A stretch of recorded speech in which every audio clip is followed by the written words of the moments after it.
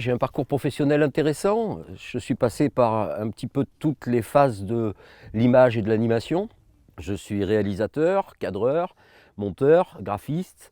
Je réalise des musiques originales pour des documentaires TV. Et bien sûr, je suis télépilote de drone professionnel. Déjà, quand j'étais petit, j'adorais faire voler des cerfs-volants. J'avais un petit peu l'impression de voir ce qui se passait d'en haut.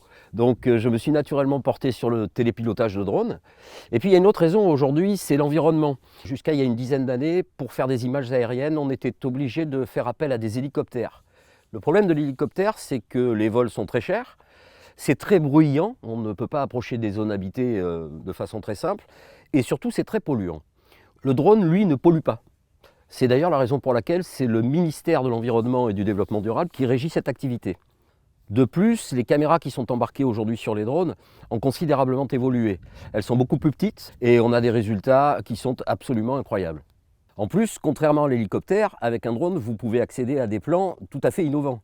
Vous pouvez passer entre les piles d'un pont, vous pouvez voler à l'intérieur d'un bâtiment, ça vous ne pouvez pas le faire avec un hélicoptère.